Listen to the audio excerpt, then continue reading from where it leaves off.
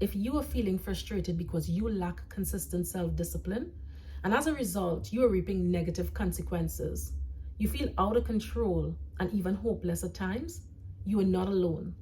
There are hundreds and thousands of people like you and I who are battling this problem of discipline. And we are trying to rectify it by employing various textbook strategies because we understand the importance and the benefits of discipline. We know that with self-discipline, we can be transformed into admired, celebrated, influential, and well-paid individuals.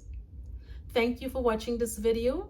I am V Kizzy, and in this video, I share a transforming process to developing consistent self-discipline. Now, I can give you the textbook solutions to that problem, but chances are you have already tried those and you are still struggling. So I'm not going to bore you with the order of those things. Rid yourself of limited belief, create a goal, get a plan together, execute, voila. Instead, I'm asking you to try something new, something different for your success. Whatever success may look like to you. Better relationships, greater finances, professional elevation, whatever that looks like to you. Here is my solution. I am saying, in order for you to develop consistent self-discipline, take up a hobby or a sport. Better yet, running, long distance running. And before you shut me out, hear me out. Do you know any great athlete that are not self-disciplined? And if you can think of someone, put it in the comment below, because I can't. In my opinion, great athletes are some of the most disciplined people, and that's why we celebrate them, we admire them, and they are well paid. And before we go any further, let me clarify. Discipline and ethics are two different things. What they do have in common is that they both require hard work and commitment, and the results are excellence. If you take up my strategy of using running to master the process to build consistent self-discipline, I can guarantee that at the end of your training, you will have a new command over your spirit. In other words, you will have a lock on self-discipline, and you will receive knowing and unknowing admiration and respect from others around you. But most importantly, you will have a template for success that you can now use in all your future endeavors. And that's priceless. Let's talk about the process, because that's important. A lot of time we stumble because of complexity. But when you use running to develop that discipline muscle, running is one of these things that is visible and it's simple. So you can develop clarity without complexity. Because running, we deal with the process, right? Not the steps. And that's what makes this such a good strategy to develop self-discipline. This strategy and process is about simplicity, and that's why I know it's going to work for you. All I'm asking you to do is to decide on a race to run. This can be a 5K, a 10K, or a 15K. But I need you to decide on which of these races that you are committed to running based on your current fitness level. 2, I want you to go ahead and pay for one of these races.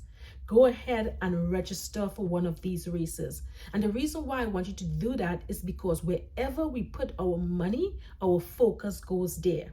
If you pay for a race, you want to get your money's worth. You're going to put in the time and the effort. You are going to develop that discipline muscle so that you can run that race and you can run it well. So that's why I'm asking you to go ahead and pay for it.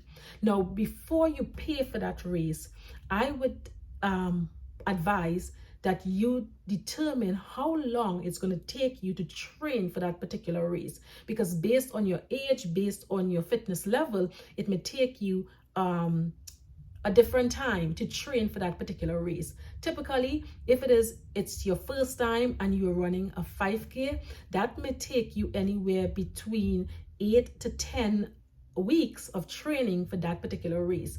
A 10K, again, based on your level. So I would say if you are a novice, you are new to running, then maybe you want to, let's give 3 months for each of for the race in general. Let's give 3 months training. Then I want you to determine how you will measure success at the end of this training. And it can be measured in many different ways. So choose one that works for you.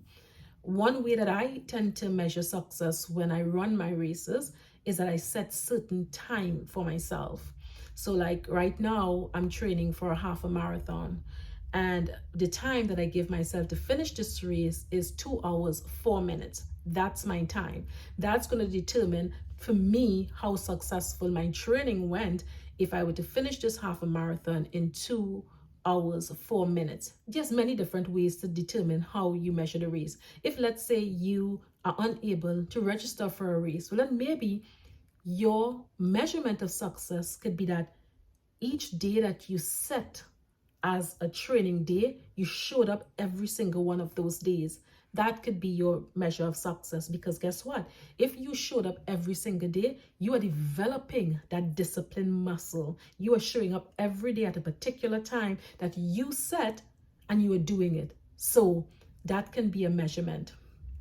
Then I want you to decide on how many days you can commit per week to run. You got to do that. This is important. Decide on those. I would say choose between 3 to 5 days. You can do 3, 4, 5. I would not say to go to 6, because you remember you are developing this discipline muscle, okay? I don't want you to get discouraged when you skip, when you can't make the days. So I prefer that you say, you know what? I'm going to do 3 days a week or 4 days a week. And that's good enough. So decide on those days.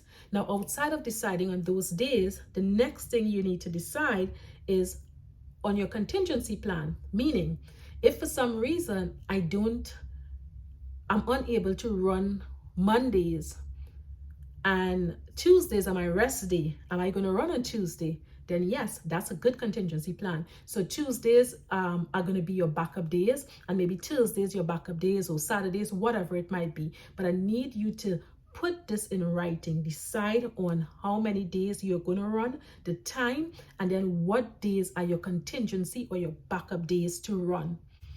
And then create a schedule and stick with it. When you complete your race, you just completed a template for success. Not just any template, but your template. And you will be getting a taste of what success feels like. It's an intrinsic reward, and those are the best type. Running is an excellent strategy to build that discipline muscle, because you will be transformed into an athlete. Therefore, you are going to change the way you see yourself, the way you speak to yourself. Your self-confidence will soar. Your mental well-being is going to improve, and you are going to evolve into the woman you have always been meant to be. I thank you for watching this video. I am V. Kizzy, and remember, you are always one step away from yielding better results. Be well.